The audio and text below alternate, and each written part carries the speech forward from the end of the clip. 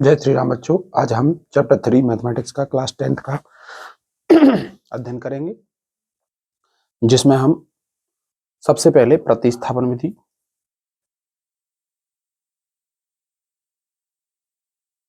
जिसको substitution method बोलते हैं। क्या बोलते हैं जिसको? सब्स्टिट्यूशन मेथड मोस्ट इंपोर्टेंट है। इस चैप्टर में केवल दो मेथड हैं, एक तो सब्स्टिट्यूशन मेथड जिसको अपन प्रतिस्थापन विधि बोलते हैं हिंदी में, और एक है विलोपन विधि जिसको अपन एलिमिनेशन मेथड बोलते हैं। केवल दो ही मेथड है जो सबसे ज्यादा मोस्ट इंपोर्टेंट है। अगर ये दो सवालों को आपने लगा लिया तो आपको किसी भी प्रकार की कोई दिक्कत आएगी नहीं, आसानी से आप कर सकते हो। अब इसमें सवाल बताता हूँ मैं आप लोगों को। x plus y equal to 5 और 2x minus 3y equal to, आप मेथड समझ लेना बस अच्छे से। अगर मेथड समझ में आ गया तो बस संख्या चेंज होके आनी है, बाकी ये मेथड 100 में से 100% आना ही आना है। इसमें सबसे पहले क्या करते हैं, समीकरण एक से लेते हैं हम। क्या करते हैं, समीकरण एक से लेते हैं, ठीक है ना। फ्रॉम इक्वेशन वन मैंने समीकरण एक से क्या लिया अपन ने, x का मान निकाला। समीकरण एक से समीकरण एक को उठाया, ax प्लस वाई बराबर 5, ax बराबर 5 माइनस वाई, इसको समीकरण नंबर 3 मान लिया। क्या मान लिया? 3। अब यहाँ पे गौर से सुनना, यहाँ पे अगर x के मल्टीप्लाई मान लो यहाँ पे 3 होता या 2 होता तो वो बटे में आ जाता। इस प्रकार से अपन अलग करते हैं। कुल मिला के x अकेले को इस तरफ रखा रहने देते, बाकी सब संख्या इधर ले जाते हैं। समीकरण एक से x का मान निकाला और समीकरण 2 में रख देते हैं। इसको किसमें रख देते हैं? समीकरण 2 में यह मान रखने पर, ठीक है ना। समीकरण 2 में ये मान रखेंगे तो किस प्रकार से रखेंगे, पहले तो समीकरण 2 उतार लो। 2 x की जगह पर डायरेक्ट मान रख दूं क्या, ये है देखो 2 x की जगह पे क्या 5 minus y, 5 minus y minus 3y बराबर कितना है 4, माइनस 3y बराबर कितना है 4। 2 का 5 से मल्टीप्लाई किया 2 5 10, 2 का y से किया 2y माइनस 3y बराबर 4। क्लियर है? इतना क्लियर है या नहीं? इसके बाद क्या करेंगे हम, 2y और 3y, बाई बाई वाली संख्या है ना, माइनस माइनस की है तो ये माइनस माइनस की जुड़ जाती है तो माइनस के 5y हो जाएगा, ठीक है ना। 4 जैसा का जैसा और 10 बराबर इधर जाएगा, काय का हो जाएगा माइनस का। माइनस के 5y बराबर 4 में से 10 के कितने बचेंगे, माइनस के 6, ठीक है ना। यहाँ पे y की वैल्यू कितनी आ गई 6/5, 6/5, माइनस माइनस के दोनों कट जाएंगे तो y की वैल्यू कितनी आ जाएगी। अगर अपन प्रॉपर इसका आंसर लिखेंगे तो y बराबर आ जाएगा 6/5, ठीक है। ये y का मान आ गया अपना। क्लियर है ना? इतना क्लियर है ना? ठीक है। इसके बाद यहाँ पे हम अब y का मान निकल आया तो अब अपन को x का मान निकालना है। तो x का मान निकालने के लिए अपन क्या करेंगे, चाहे तो समीकरण 1 में चाहे समीकरण 2 में या फिर समीकरण 3 में। कोशिश करते हैं हम समीकरण 3 में रखने की, मतलब 1 से निकालते हैं समीकरण 2 में रखते हैं और 2 से निकालते हैं y का मान समीकरण 3 में रखते हैं। क्लियर है ना? तो अपन यहाँ पे लिख देंगे समीकरण 3 में y का मान रखने पर, ठीक है ना। समीकरण 3 में अपन ने काय का मान रख दिया y का, x बराबर 5 माइनस वाई, x बराबर 5 जैसे का जैसा, y का मान कितना है 6/5। याद रखना 5 को अपन 5/1 लिख सकते हैं क्योंकि एलसीएम भिन्न टाइप की बन जाएगी ना, तो इसको सॉल्व करने के लिए, ठीक है ना। x बराबर 5 का 1 में मल्टीप्लाई किया 5 बन जाए 5, 5 का 5 में करेंगे 5 बन जाए 25, है ना। 6 कम 6, 25 में से 6 जाएंगे कितने बचेंगे 19, तो ये कितना हो जाएगा 19/5। क्लियर है ना? तो ये काय का मान आ गया x का, ठीक है ना। तो यहाँ पे अपन को x का मान पता चल गया और y का मान पता चल गया, ठीक है ना। बस हमें इसमें क्या याद रखना है, ये मेथड में 100% आप लोग विशेष रूप से याद रखना। इस मेथड में हमें क्या याद रखना है, समीकरण 1 से काय का मान निकालते हैं x का, 2 में रखते हैं, 2 से निकालते हैं, नहीं समीकरण 1 से, हाँ 2 में रख, 2 से y का मान निकालते हैं 3 में रखते हैं, ठीक है ना। तो अपन को दोबारा से x का फुल वैल्यू पता चल जाती है। यहाँ पे y का मान पता चल गया फुल, यहाँ पे x का मान पता चल गया फुल। क्लियर है ना? इस प्रकार से एक सवाल और है मोस्ट इंपोर्टेंट, इसको आप लोग खुद कर लेना। x प्लस वाई बराबर 14, x माइनस वाई बराबर 4, इसको भी प्रतिस्थापन विधि से आप हल करना। समीकरण 1 से x का मान निकालना, समीकरण 2 में रख देना, इस प्रकार से इसको सॉल्व करने की कोशिश करना आप लोग, ठीक है ना, ध्यान रखना। अब इसके बाद दूसरा मेथड करते हैं अपन डायरेक्ट, अपन बहुत ज्यादा समय न लेते हुए डायरेक्ट अपन दूसरे मेथड पे आते हैं, ठीक है ना। यहाँ पे दूसरा मेथड है विलोपन विधि। कौन सी विधि?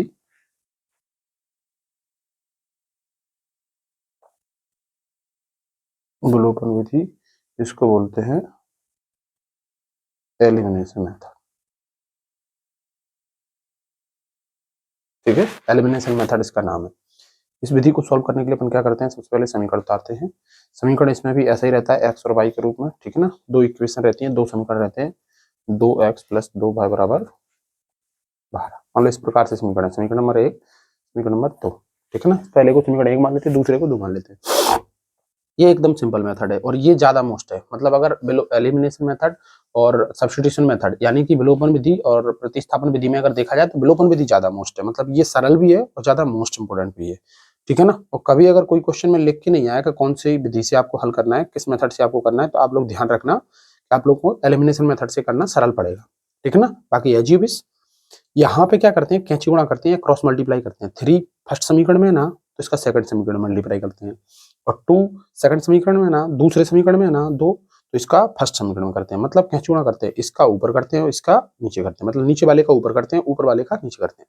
अगर यहाँ पे एक सी संख्या हो तो मान लो यहाँ पे भी 3 और यहाँ पे भी 3 हो, तो अगर दोनों जगह एक सी संख्या हो तो अपन को कोई मल्टीप्लाई करने की जरूरत नहीं है, डायरेक्ट अपन डिवाइडिंग डायरेक्ट अपन घटा देंगे, सब्स्टिट्यूट सब्ट्रैक्ट कर देंगे। मतलब समीकरण 1 में से 2 को घटाने पर बस डायरेक्ट ऐसे घटा देंगे। यहाँ पे अगर बाई की संख्या भी एक सी मिल रही है ना, तो आप चाहो तो इनको भी मतलब एक सी मिलने पर डायरेक्ट घटा सकते हो, तो बाई घट जाएगा तो फिर एक्स का मान निकल आएगा, ठीक है ना। अभी आप कैंची गुणा करते हैं, बस इतना ध्यान रखो, ठीक है ना। ओके, तो अपन ने इसमें लिख और देंगे, थोड़ा सा लिखने से थोड़ा सही रहता है। समीकरण 1 में 2 तथा समीकरण 2 में 3 का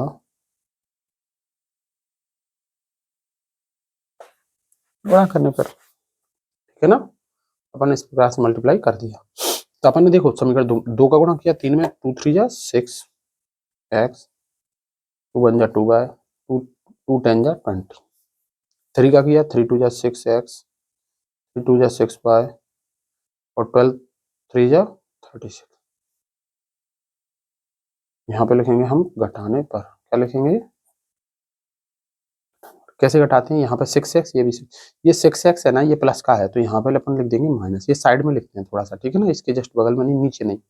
ये प्लस का चिन्ह बना हुआ है तो यहाँ पे क्या लिखेंगे अपन, माइनस। और ये माइनस का चिन्ह देखते हैं अपन, यहाँ पे भी प्लस का बना है तो क्या लिखेंगे, माइनस, और इनको घटा देंगे। 6 से 6 चले जाएंगे क्योंकि ये 6x प्लस का और ये माइनस का, तो ये कट जाएंगे।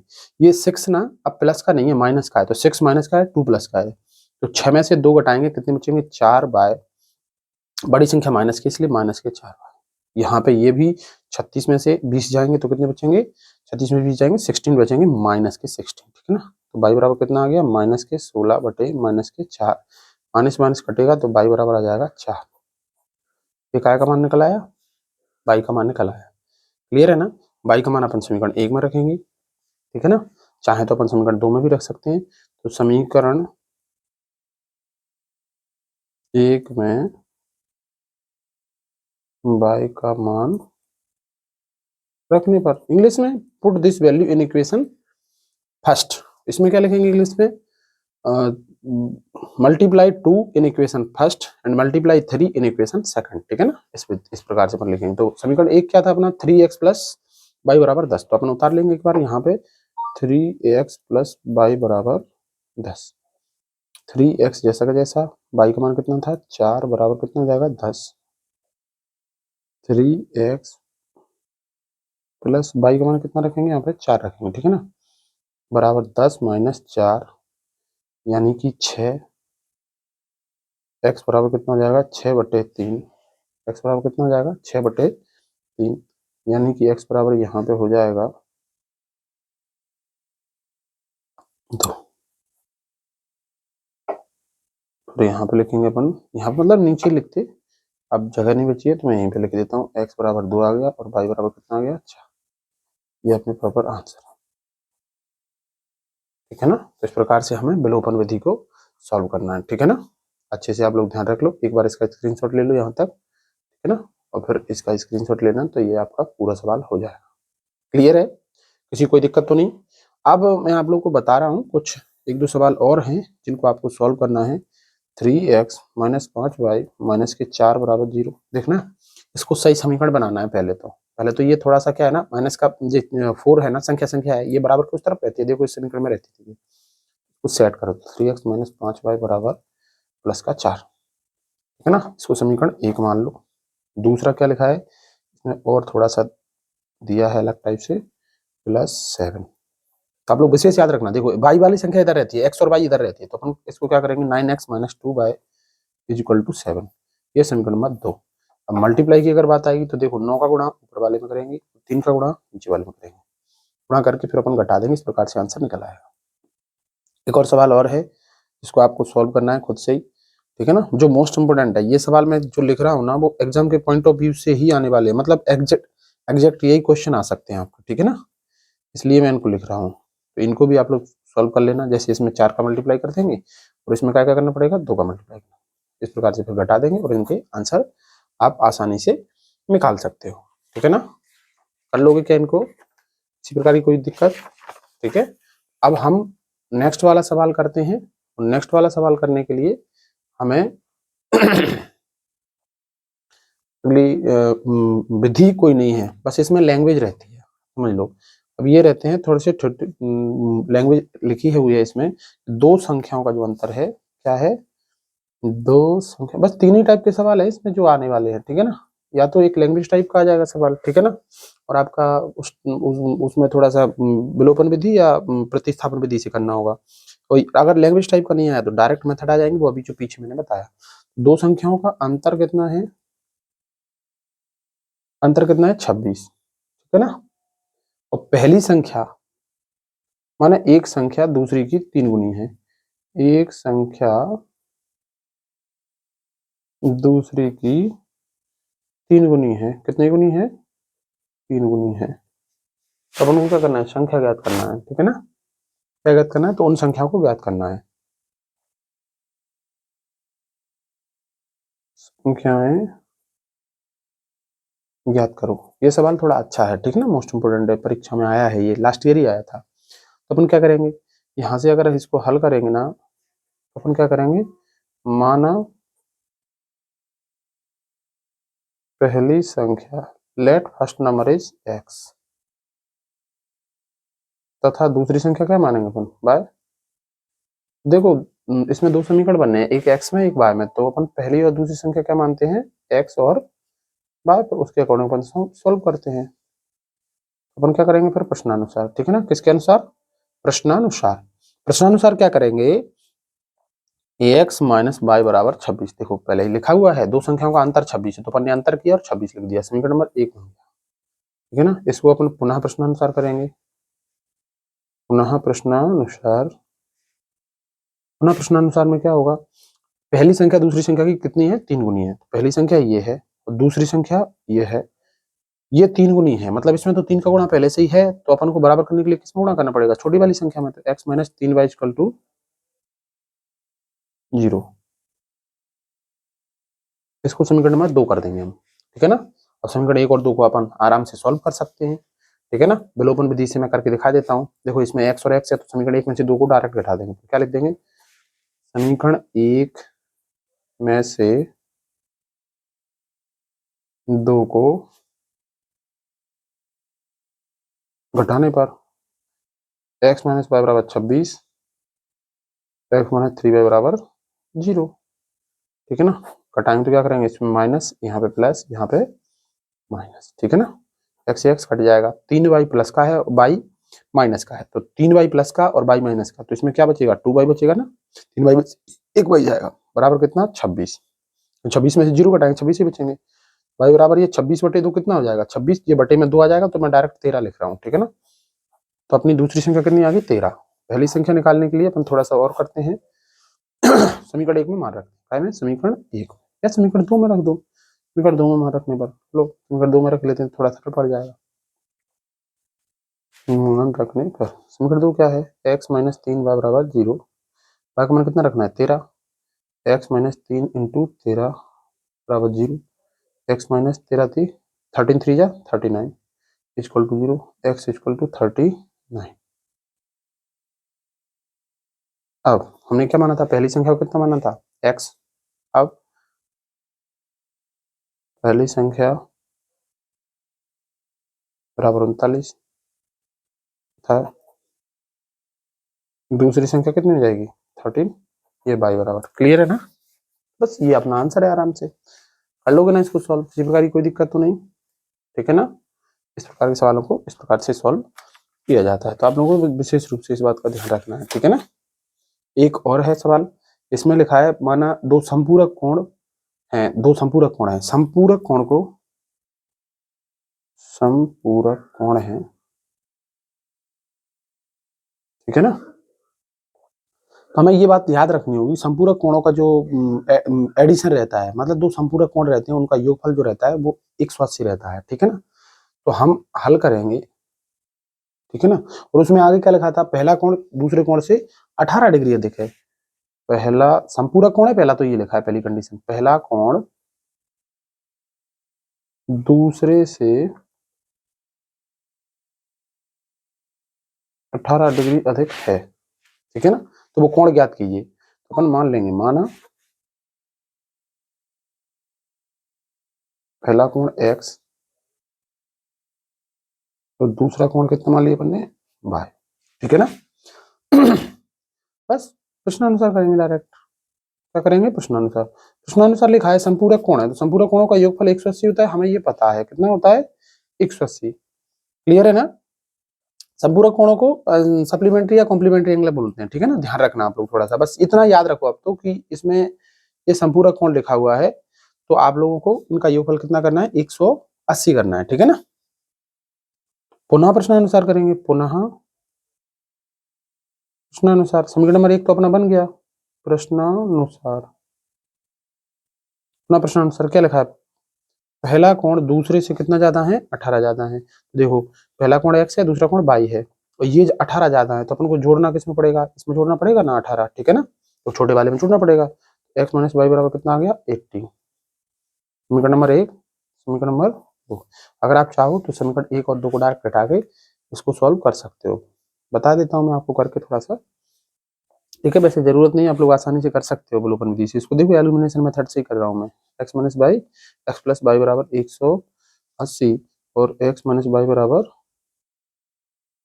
18, ठीक है ना। यहाँ पे लिख रहा हूँ, या तो आप लोग तो समीकरण 1 माइनस 2 लिख देना आप लोग लैंग्वेज में, समीकरण 1 में से 2 को घटाना, minus plus minus x x cut गया, ये बाई बाई कितने हो गए 2y हो गए, प्लस के ये 180 में से 18 गए तो कितने बचेंगे 162 बचेंगे, ठीक है ना।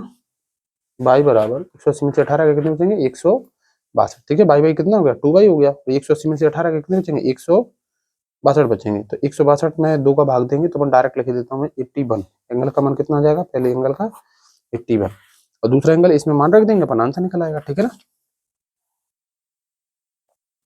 समीकरण 1 में मान रखेगा, समीकरण 1 में मान रखने पर समीकरण 1 में क्या मान रखेंगे x प्लस वाई का मान कितना है 81 बराबर 180, x बराबर 180 माइनस 81, 180 में से 81 घटाएंगे तो यहाँ पे x बराबर आ जाएगा 99। क्लियर है ना, x का मान आ गया, y का मान है, तब पहला कोण कितना है x बराबर 99 और दूसरा कोण y बराबर 81। क्लियर है ना, सॉल्व कर सकते हैं आप लोग। इसमें प्रश्नानुसार को अकॉर्डिंग टू क्वेश्चन यानी A टू Q बोलते हैं, ध्यान रखना, अगेन अकॉर्डिंग टू क्वेश्चन इसको अगेन A टू Q बोलते हैं, ठीक है ना। सब्सट्रैक्ट इक्वेशन 1 फ्रॉम सेकंड ऐसे लिखते हैं यहाँ पे, सब्सट्रैक्ट इक्वेशन 1 फ्रॉम सेकंड, ये याद रखना थोड़ा सा ना language, put this value in equation 1 ऐसे लिखते हैं, put this value in equation 1, ठीक है ना। इस प्रकार से इसको अपन को सॉल्व करना है, तो आप लोग कर सकते हो इसको, ठीक है ना। एक छोटा सा सवाल और है, बस उसको भी आप लोग वैसे कर सकते हो, परंतु फिर भी मैं थोड़ा सा आप लोगों को, और वो सवाल है कि 5 संतरे, कितने संतरे, 5 संतरे और 3 सेब, ठीक है ना, इनका मूल्य कितना है 35। 5 संतरे 3 सेब का मूल्य 35 और 2 संतरे, कितने संतरे, 2 संतरे और 4 सेब का मूल्य है, 4 सेब की कीमत है 28 रुपए, ठीक है ना। मूल्य यहाँ पर लिख देता हूँ जिससे आपको समझ में जाएगा, ठीक है ना। तो आप लोग इसको अगर सॉल्व करना होगा तो अपन कैसे करेंगे हल, माना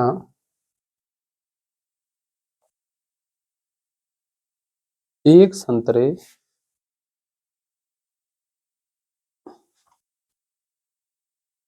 का मूल्य x है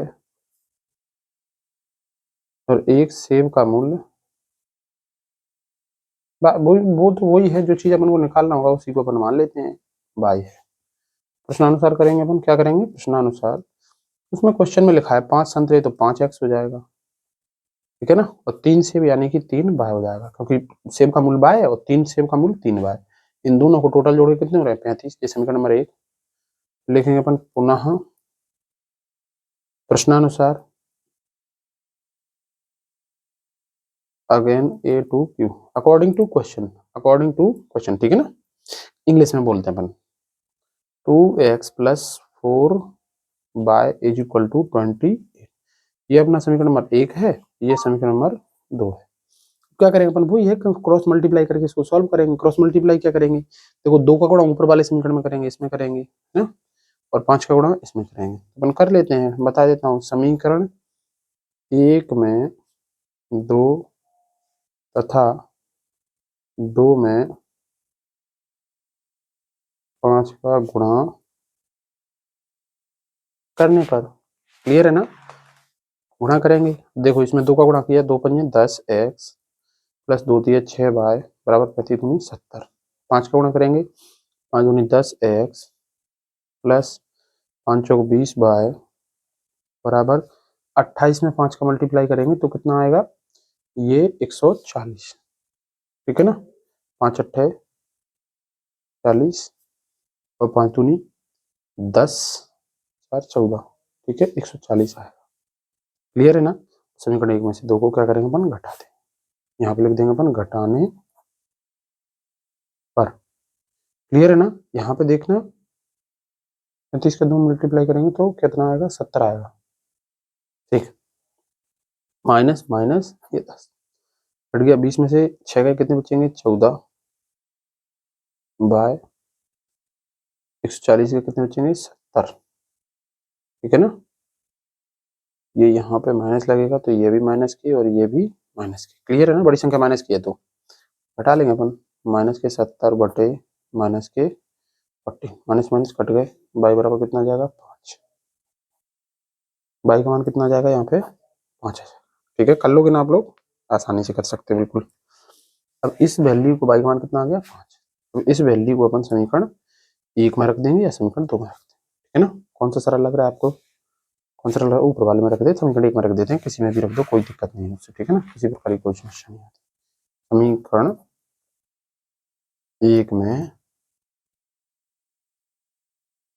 यह मान रखने पर, समीकरण 1 क्या था 5x प्लस 3y बराबर 35, तो 5x प्लस 3y का मान कितना रखेंगे 5 बराबर, ठीक है, 5x 3 5 कितना हो जाएगा 15, ये बराबर किधर जाएगा, तो फिर यहाँ पे x बराबर 35 में से 5 में से 5 के 0 बचे, में से गया 2 बचे बटे 5 आ जाएगा कि नहीं, ठीक है ना, तो x बराबर आंसर कितना आ जाएगा, प्रॉपर आंसर आ जाएगा यहाँ पर x बराबर 4, यहाँ पर लिख देंगे। तब क्या निकालना था अपन को, एक संतरा और एक सेब का मूल्य निकालना था, एक संतरे का मूल्य, एक संतरे का मूल्य x बराबर 4 रुपए और एक सेब का मूल्य, ठीक है, एक सेब का मूल्य y बराबर कितना आ जाएगा 5 रुपए, ठीक है बच्चों, इस प्रकार से ये पूरी यूनिट कंप्लीट हो गई है। मतलब इसमें जो मोस्ट इंपोर्टेंट क्वेश्चन थे इसी टाइप के आने हैं। वैसे 99% इन्हीं क्वेश्चनों के आने के चांस है, ये ज्यादा मोस्ट है, परंतु इनसे बाहर भी आ सकते हैं, तो इसी टाइप के आएंगे, मतलब इससे अलग नहीं आएंगे। आप लोग एक बार बस इनको अच्छे से एक दो बार तीन बार लगा लेना, तो ये आपके अच्छे से हो जाएंगे। ठीक है ना, मिलते हैं अगली क्लास में। थैंक यू, धन्यवाद, जय श्री राम।